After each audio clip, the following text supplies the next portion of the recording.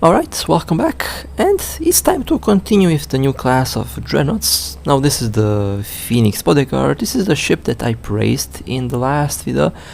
To me it feels like the high angle weapon variant of the missiles work the best. They cannot miss, obviously.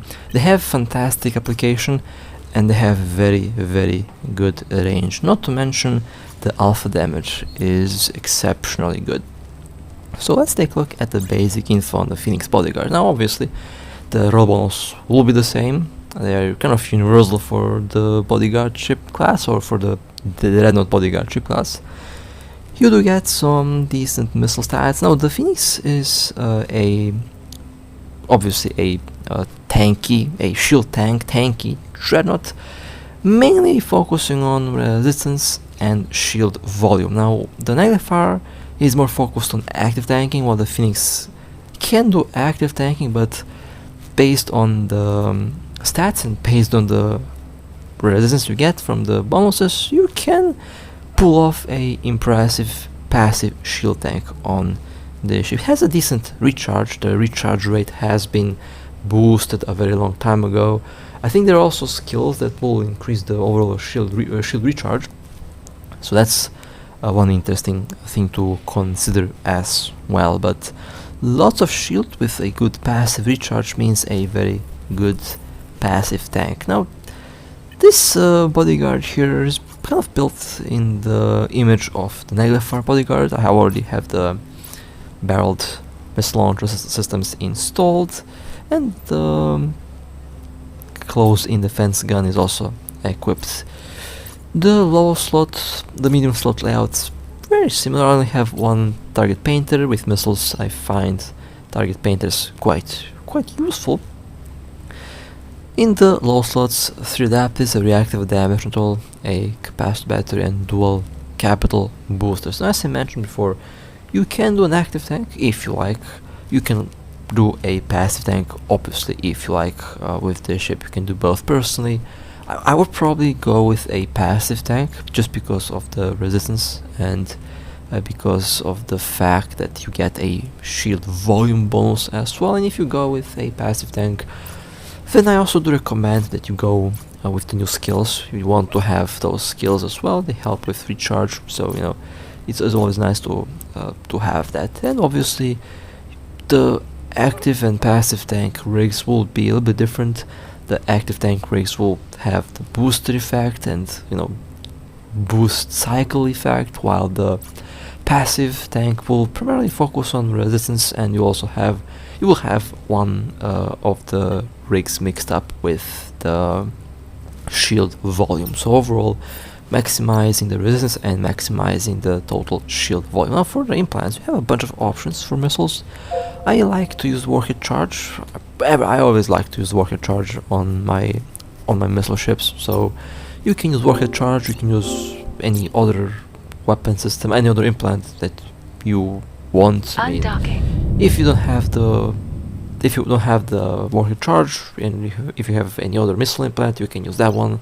At the end of the day, all the implants will generally do well, so you will not be missing out on a lot. But from my experience, the warhead charge does give the most sustained and stable and predictable total DPS, as well as being able to enhance the range, being able to enhance the application of the damage, stuff like that. That is pretty important for missiles. If you remember back a long time ago, missiles haven't been able to apply damage effectively. Now, those days are long gone. That was actually a long time ago. We got skills for that, but there was a time where missiles haven't been applying that much damage, and there was a time when they have been kind of classified as the second worst weapon after drones. Just a little fun fact. Now let me refuel this thing. As I mentioned in the last video, I have a bad habit of forgetting to refuel, because the siege module was actually separated from these ships quite a while ago now, and at the time when I used the Revelation, it was built in. So when I used the Dreadnoughts last time, I actually used Dreadnoughts, the module was still integrate with the ship. Now it's separate. You have to separate buy the module to equip it. I'm personally fine with that. Reminds me on the siege mode on EVE Online. Now let's take a look at the resistances. After all, this is a ship that has bonuses on them, so we should see some decent stats, especially with this build. 15.9 million total hit point, 90 and 94, 94, 95. A little hole on EM, which can be solved. I think I accidentally mixed up a wrong rig there, but yeah, you can easily get over 95% resistance on all damage types if you put your rigs properly in the ship. They are definitely very tanky, a lot of shield, and they do live up to the name of, you know, being bodyguards. After all, bodyguard should be, it feels like something tanky that's able to protect, and something that's overall dangerous in its own way. And with the damage control, you can get a nice little immortality boost for like 13 seconds, which is always nice, especially against those nasty super capitals that have nasty bombard tactic implants that I use myself, by the way. No, as I mentioned before, easily able to slap a passive tank. If we had the capital shield generators, I would recommend the capital shield generators over the capital extenders, mostly because they give a lot more shield.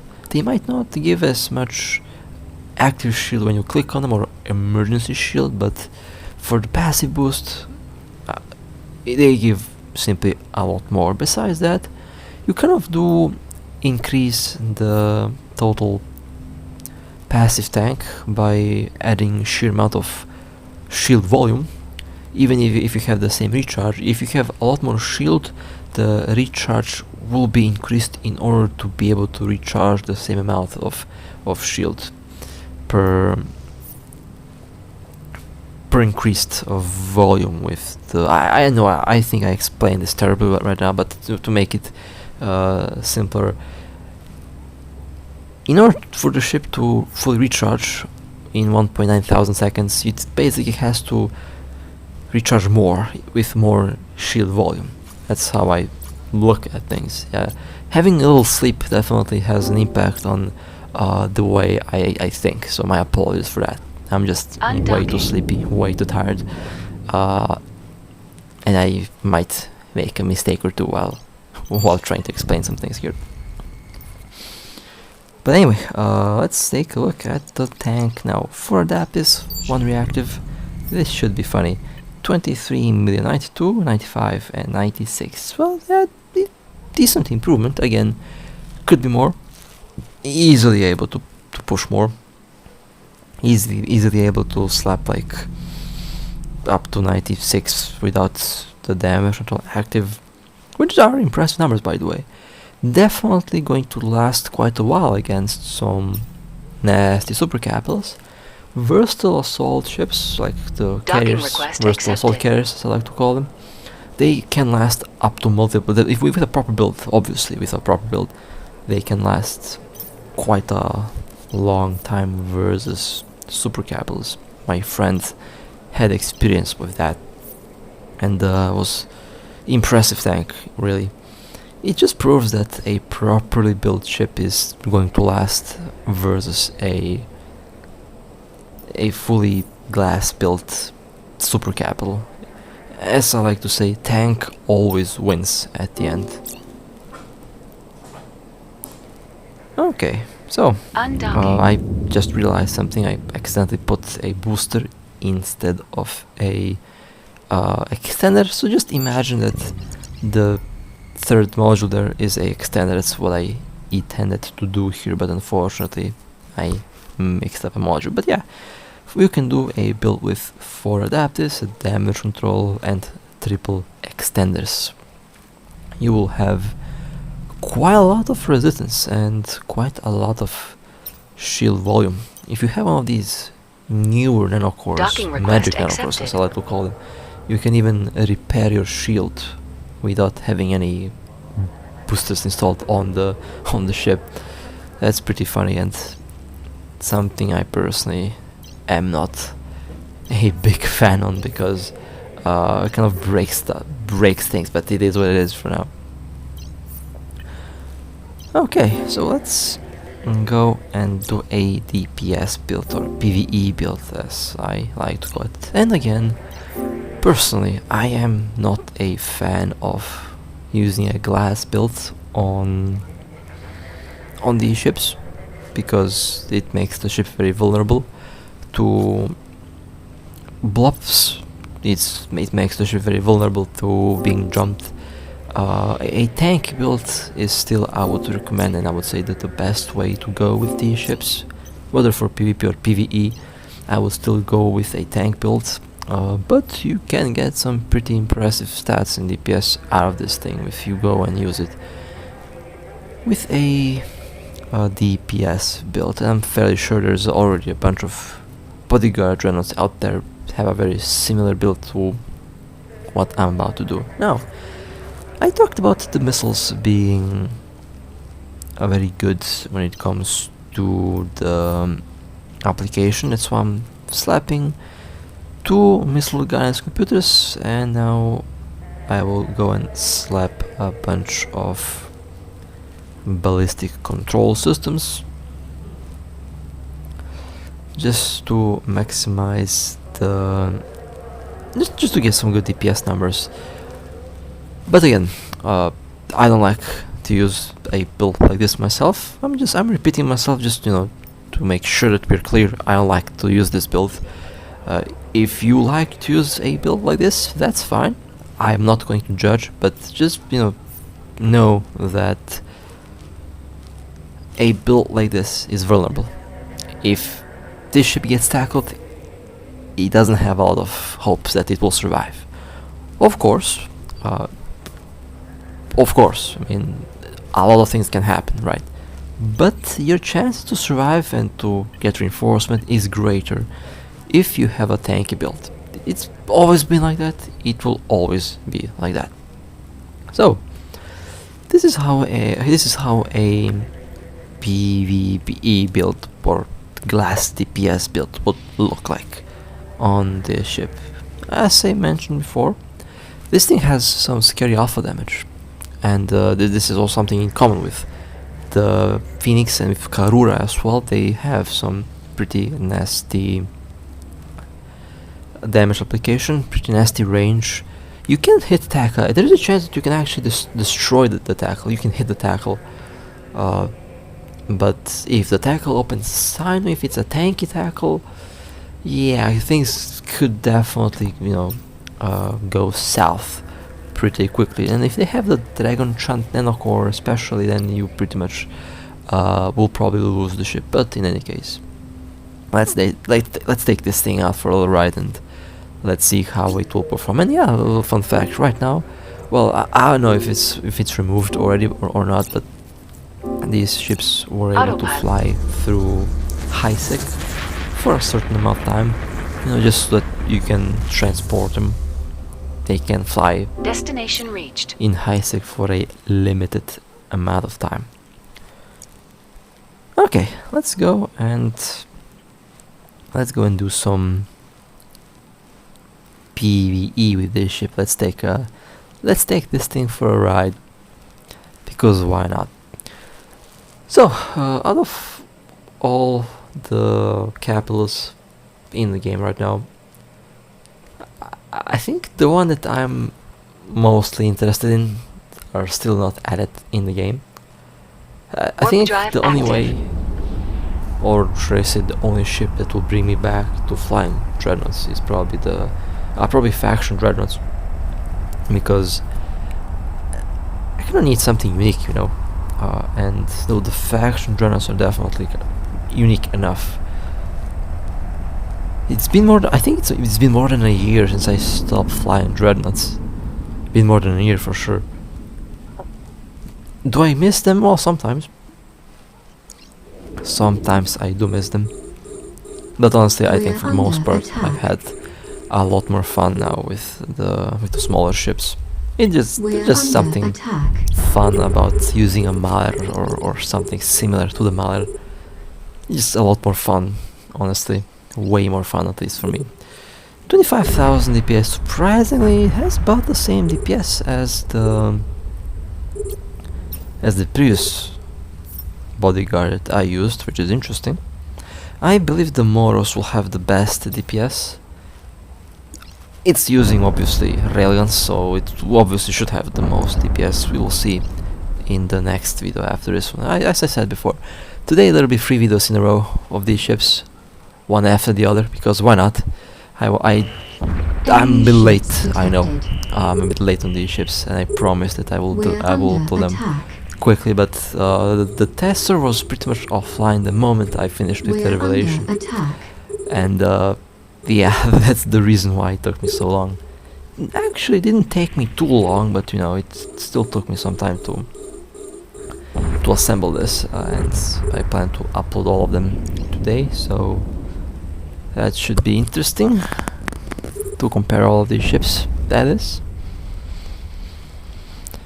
Well, this thing practically one hits the ships here, and this is what I'm saying. Like, if you have the proper build, if you have the proper build, proper skills and implant for this ship, I think clear time wise it will perform the best. Missiles can't miss. The turrets on the previous 3 Dreadnoughts can miss, and they did miss in my tests. If I don't web them down, if I don't actively web down the smaller ship, and if they get too close, then the weapons, the turrets simply miss. The missiles, on the other hand, even if I don't web, they still destroy the smaller targets, so that alone should improve the total clear time. And that includes the chances of the close-in weapon not locking on the closest ship, the smallest ship. Sometimes they just lock on a completely different target, and they will be shooting at that specific target until the target is destroyed. So that can include a big ship that will take a while for the close-in gun to destroy. However, you can actually use, in this case I don't have to swap the missiles that much. I'm using explosive missiles because the sheer amount of alpha damage that this thing does, it's more than enough to just go all the way through hull. So I don't have to really swap the missiles into thermal missiles. I use thermal and explosive missiles. They seem to be doing the most damage. The closing weapons also help a lot by stripping down the shield. That way I do most damage on explosive immediately. And this works really well with the Phoenix. I think this is going to be my fastest clear time. This because of the way the missiles just work. And I do like this ship. I mean, if I had to choose between a Bodyguard, I think I would probably choose the Phoenix. Because so far, out of the 4 Bodyguards that I tested out, I like this one the most. Obviously, this is kind of a personal thing. You might like the Revelation more or the Moros. That's totally fine. We all like different ships, and that's why you have different ships in the game. But that alpha damage is something, that's for sure. It just, yeah, there goes a battleship. I feel like in PvP this would be just way too evil. In PvP this would be pretty funny. The Phoenix is probably the best solo gate camp crash ship that you can find. The high angle build Phoenix, that is. If you see a small gate camp, you can just yeet with a high angle build, you know, these ships and just completely destroy the camp. This is what the high angle weapons are exceptionally good at, especially on this ship. You can make it have tank, application and DPS. Pretty much the perfect ship for destroying camps. Of course, you have to be careful. Some camps will have other Dreadnoughts camping in them. Some of them will have a jump scare super capital also waiting. So it is still kind of, you know, kind of risky, but against a normal gate camp, yeah, this ship will handle that the best, I would say. Well, I mean, the best, depends. But from my experience, I think it will handle it in the most efficient and, in some case, maybe the most fun way. Well, this is wave 4, I believe, or yeah. In any case, those waves are getting absolutely destroyed by this thing. 72,000 alpha damage. That's just evil. And keep in mind, with a nano core, that can go up. So this is pretty much the lowest. Well, technically, I like to call it the lowest value that you should expect from this ship. That's why I'm not using a lot of fancy stuff, because this is like the most basic experience, the most basic performance that you can expect from the ship here. Of course, if you have the skills, but you should have the skills for it. Don't fly ships that you have no skills for. That's just a disaster waiting to happen. I personally never really used ships that I have no skills for, or if I lack some skills, it's usually something that doesn't really affect the core, the core use of the ship. But when it comes to capitals, you want to make sure that you have the best skills possible, because you will need them at one point. And the last wave is getting torn to shreds here. Well, this is pretty fun. I have to say, these things make PvE fun. These things do make PvE pretty fun. And the fact that the siege mode no longer has the 2-minute cooldown, I think that makes the ships a lot more flexible. Back in the day, back when I used the Revelation, the siege mode was having a 2-minute cooldown, and if you mess up, you pretty much stuck there for 2 minutes. And that was especially bad news if you're in null space. And imagine starting your PvE day, right? You click siege mode, and then 2 systems away from you, you see in local a fleet is coming, and there's pretty much no time to dock. So you're pretty much sitting there for the next 120 seconds, just waiting to be tackled. That's one of the worst experiences that you can have in a capital ship.